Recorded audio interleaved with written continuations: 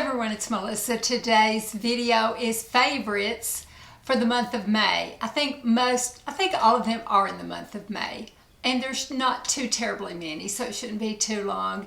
I love favorites. I love doing them, and I love watching them. It's just, I just get some of my best ideas watching people do their favorites for the month and their empties. So I enjoy them, so I'm gonna go ahead and get started. The first one is from Doug, and he has enjoyed working in the yard again. And I was going to do a video on a trip I took down to Chattanooga, so I shot some footage of the yard.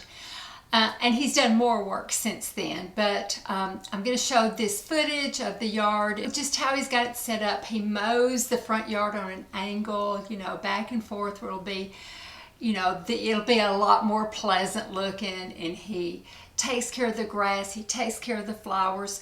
Since I shot this video, he's done edging and putting more mulch down, and just worked on the fountain some more, so he just really enjoys that. So that is his favorite, being able to work out in the yard and make it the way he wants to again. So this is, you can see our screened-in porch right there. We did that when we bought the house and started renovating it. Doug likes to smoke a cigar, and there's lots of mosquitoes here, so he wanted a place to sit out back and smoke a cigar. So I'm gonna go ahead and get started. You know, I don't know plants. That's Doug's domain, but I'll just show you. And if he can tell me what I think that's some ivy and trees. I don't know my trees. I'm very ashamed. But it's just been so much Doug's thing that he enjoyed it, and I just never interfered. This little fountain we really like. We built it, well, we kind of redid the yard when my daughter first got married. She got married in about 2002. I think that was right. So we redid the yard, and we tried to make it into like little rooms. And that is, I don't know what kind of flower that is, but it has already bloomed, and then Doug will cut it back so we can see outside from there's the screened-in porch, so we can see from the screened-in porch better. And then we have this little area right here we haven't really done anything with. I'd probably be kind of neat to use it as a little patio, and Doug has some little, you know, little plants right there underneath the window. You all see this when you look outside my window. You know, when I'm filming outside my window, you see this. It looks, some people will think it's like a plant. It's actually a tree. It's a Japanese maple, I believe. And then Doug does the shrubbery. He goes back and forth between a round and a square. He does that. And then here's the rosemary. On the other side, we have a little herb garden. I forgot what plants they are, but they get nice and big. I'm real bad with them. But anyway, we put this in when my daughter got married, and kind of made the yard like little rooms. Like, see how it kind of meanders? You know, we kind of made it like that, like it would meander and have like that's a little room, and then over here's a little outdoor room. I mean, not a real room, but we had outdoor areas for the wedding. And my daughter stood right here when they got married. We had the florist do a big arch right there, and they stood right there, and she marched down right through here like that. And over on this side, Doug just keeps little pots right there. And I found this little thing at, you know, we had people make little things and sell them at little markets and stuff downtown, and I found that in one of them. I think it's so cute. It just never, the wind's blowing a little bit right now, and it just goes right along with it. And so this side is, you know, kind of matches the other side. It sort of meanders a little bit, and that's what I mean about little rooms. You know, it's like a little gathering right there, like a little gathering right here. And then we have, you know, these are the water systems that water it.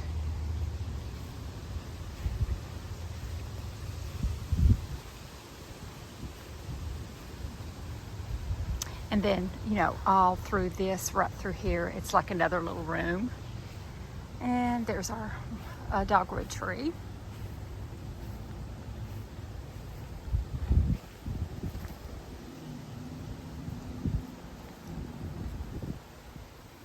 Here's the side of the house, and right there is the room I'm in when I film. So what you're seeing is behind me. You see that tree, the top of it. And then we've got some, you know, this is a very old house, so we've got real mature trees that go up real high.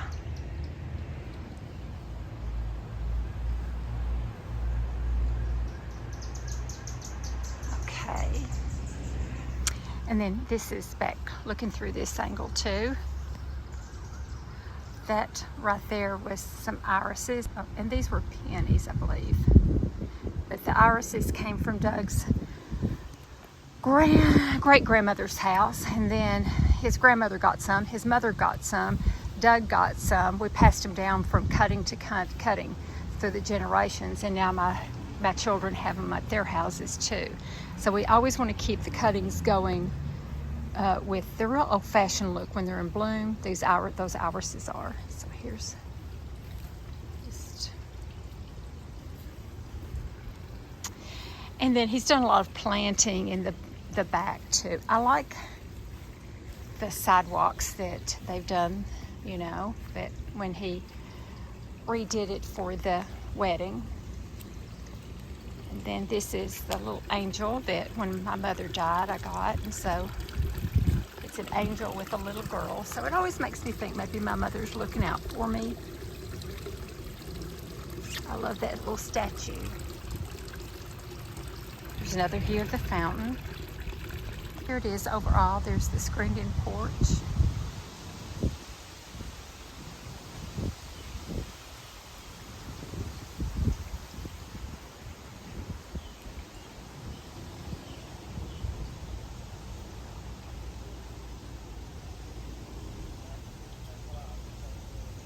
And with summer coming up, I wanted to talk about these again. These work really, really well on me. And I buy them by the case for my grandchildren because it works well on the grandchildren. These are non-DEET. Now, if it gets down to August and it's burning hot and the mosquitoes are just really eating us up, I might have to go into some DEET. But these are just little packets. This one's empty to show you. It's got a little bracelet, and I usually put one on my ankle and one on my arm. And then you can use it several times. It seals back up, and you can seal it up again. Like I said, I buy them by the case, and my grandchildren reuse them till they don't work anymore, and then we throw it away and start on a new one. So these bands for the mosquitoes, they may not work on everyone, but mosquitoes love me, and they work really, really well with me. It's a long time that before I have to go on DEET using these. So if you don't have a too terribly bad mosquito problem, they may work for you. We tend to get it really, really bad, like I said, when it gets real hot and sticky. And real rainy like we've had recently. So we'll see how long they work, but I did want to mention those because they are non-DEET. And the last little thing to do with spring and summer was something that happened with my oldest grandson's school. He is 10, going on 11. And at the end of the year, they had their field trip. And so I was one of the mothers that went along with them as a chaperone. And it was just so much fun. It was my son. I remember taking my son on trips down to Chattanooga, and now I'm taking my son's son with his school on trips down to Chattanooga. We went to the aquarium. I shot a little footage down there. I shot a lot of footage down there, and it was just a lot of fun. We just had a good time together, and we explored things. I let him use my phone to take his own pictures, and it was just nice, and I just realized how lucky I am to be able to live in the same town with my grandkids and experience these things with them. So that was very much a favorite, going to the aquarium with my grandson. You know, I have quite a few grandchildren. I have 7. So when we can do things individually, Doug and I talk about that. When we can do things individually with them, it makes, you know, we do things all the time with them as a group, but one-on-one, it makes them feel a little bit special. So we do try to do that. Okay, the next ones are some podcasts. I like true crime podcasts, and these are some new ones that I have discovered. The first one is Once Upon a Crime. It's by Esther Ludlow, and she kind of markets it as the story behind the story. She sits there and she talks about, and some of the crimes I have never heard of, and she brings them to life and makes them interesting, and she gives a little behind the scene tidbits, and sometimes she'll have other people come on to talk about them. I think she did that during the Chris Watts case. And it's just really interesting. I like her voice. I like the way she presents things, and I've really enjoyed her podcast. And that is Once Upon a Crime. And the other one is Crime Junkie. The hosts for it are Ashley and Britt. They're 2 women that they have the nicest voices, and they banter back and forth. And let me tell you the story, Britt. Are you kidding? I didn't know that. Yes, that's what we heard you. They go back and forth like that. Now, recently, Britt, one of them, had a brain bleed that led to a blood clot in her brain. So she had to undergo several surgeries. She's very ill, going through rehab now. They had pre-filmed some, so they're still doing that. But, you know, I'm kind of following along with that to kind of see how things go with Britt. I have been, you know, a lot of people have been worried about her. So anyway, it's just a really good podcast. Another thing I don't like about it is I guess you have to subscribe and pay something to do away with the commercials. So I'll be laying down, you know, sometimes, you know, maybe trying to really relax, and then a commercial will come on, so I have to fast forward. Once Upon a Crime, the previous one I just talked about, I do subscribe to the Stitcher app, and I get most of my podcasts on that. I pay a monthly fee, and the Once Upon a Crime is on the Stitcher podcast, so I don't have to listen to commercials for it. But the Crime Junkie, I'm not subscribed to it, or I don't pay to do away with the commercials on it. But both of those are really good. And last month I talked about how I've been enjoying Wordle, and a lot of people across the nation have been enjoying it too. That's where they give you put a word down and they tell you how many of the letters are right, and you get 6 chances to guess it. I don't know if y'all know about this or not, but Doug and I also do, every night in bed, we do Hurdle, Heardle. And it is a song, so you do you hit it the first time, and it'll play just a second. And if you don't know it, you can do another clue, and it'll play a little bit longer. Another clue, play a little bit longer. It's like Name That Tune. You have 6 chances to guess the song. Most of the time we don't know the song. Some of the time we have never even heard of the artist. So they have a mixture of, you know, really recent but older things too, in different genres. So it's been a challenge. Most of the time we don't get it, so it's very exciting when we do. So Hurdle, it's a lot of fun to play. Okay, now I just have a few makeup things, and I'll get to the shows that we've been watching. The first one is this lipstick. I have enjoyed this lipstick like crazy. It's got a lot of shimmer to it, and it's pink. I usually don't do just plain pink. I like a coral also. But this one almost has a touch of silver to it, and it is called Silver City Pink by Revlon. Every time I wear it, like on Instagram, somebody always asks what it is. It is just a gorgeous lipstick. I've had it for a while, but it's just beautiful, beautiful for spring and summer. Very pale, but very beautiful. Well, I've got it on today. It's just a neat lipstick. especially if you do like a dark eye. But I have found, even though it's a very cool color, I wear it with a warm eye look, and I've worn it with cool eye looks. It looks really nice with a dark, like a charcoal and like a silver eye look. It's really nice with it. Another favorite I forgot to say, because I remember I wore this lipstick with a dark eye to the Paul McCartney concert. The Paul McCartney concert. My goodness, that was the very last day of the month, but it was still in May. That I'm still on a high from it, and I've got the footage. I look at it. He was wonderful, just wonderful. 80 years old this month.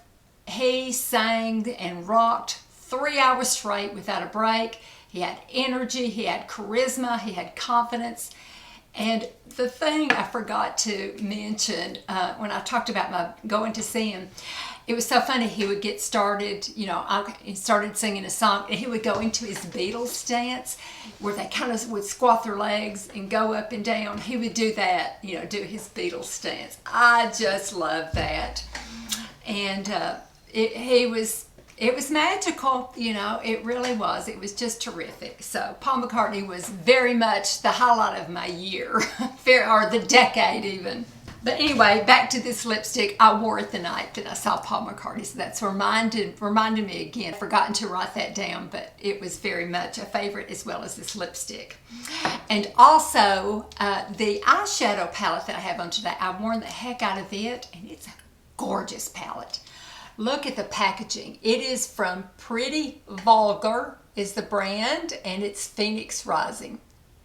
I love their packaging, and look at these colors. It's an older palette. I've had it for quite a while. I rediscovered it, and I am so glad I did. It's gorgeous. And I think I'm going to do, and I don't think I've ever done an eyeshadow look with this. I'll have to look, but I think I'm going to. It's just beautiful. And I've worn it, and it's still going strong. It looks like a little house or something. I don't know. It's so pretty. I've really, really liked it for the month of May. The latter part, like from mid-May on, and I'm still wearing it into June. The first part of May, I talked about this and showed it recently, but I didn't see it in my last favorites. If it was, and I just didn't see it or I overlooked it, I apologize. Juvia's Place, this palette, the Warrior 2, Juvia's Place. That's the one. It's kind of messy looking because it came broken. The black eyeshadow came broken, but I had a dark charcoal with it, so that was plenty. I wore it. It is a very, very generous palette, very large discs on it. Very beautiful colors, especially if you like those nice oranges. Orange is really in this year, which, of course, the people that here live in Tennessee, we really like that because our colors for our university are orange and white if you live in East Tennessee, So we like it that orange is a big color because orange is always our favorite color. So really enjoying that. I'm going to touch up with this while I'm talking to you. It's just, oh man, it's gorgeous. Yeah, I'm going to have to do a look with this. It's beautiful. The liner that I have been using with the Silver City Pink, because as you can see, it is very pale. And I usually wear a MAC Spice, but it is too dark for this lipstick. It makes you look like you have chocolate milk ring around your lips or something. So I've been using Dervish by MAC. Let me see if we find a place. That is it. And there it is, and it just really, it's a bit darker than your lips. So, and I have it on today, and you can't tell. It's very subtle, which is what I want if I wear a light lipstick. I don't like that big contrast between the liner and the lipstick. I like for it to be in the same type of family. And most of the time, Spice will, but when it's real light, I have to go to Dervish. So this is one I think everybody needs to keep in their makeup bag because it will go with all your light lipsticks and some of your dark ones too. Okay, now I'm going to go to TV. We just had a few TV shows that we watched. The first one is Slow Horses. It is on Apple TV. We normally don't have that, but Doug had to buy, his computer went out, so he had to buy a new computer. And they gave him several months of Apple TV free along with it. So we were able to watch a couple of things, and one of them was Slow Horses. It stars Gary Oldman. And I swear, he is the best actor, because Doug and I, every time we see him in something, he looks different. And I'll say, is that Gary Oldman? And he'll say, no.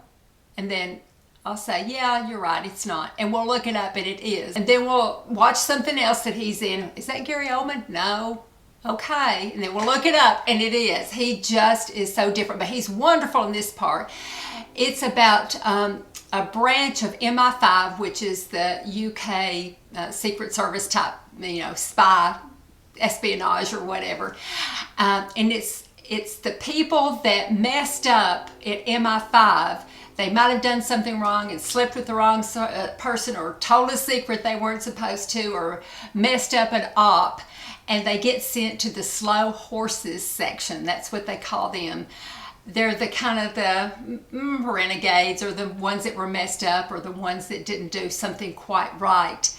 And it's in this real old house. It's all run down and everything, and they're all kind of see themselves as losers, type thing, and they wonder why they got sent there, what they did wrong. But something happens in the regular MI5, and they have to take over, and it's really good. But Gary Oldman is just terrific. He plays this real, he just is nasty and everything, and you think he's just such a loser, but he's really smart, and it's good. Slow Horses. Highly recommend. It is on Apple TV. Like I said, normally we don't subscribe to it, but we did get it free, so. Okay, the next one is Bosch. It's the continuation of Bosch. It's called Bosch Legacy. And if you watched the regular Bosch and were afraid it was ended, this is the continuation of it. So it's a few of the characters carried on, but they will have guest appearances by some of the previous people on the regular series, so you kind of catch up with them. But it was really good. The quality was still there. Nothing went down. We really enjoyed it.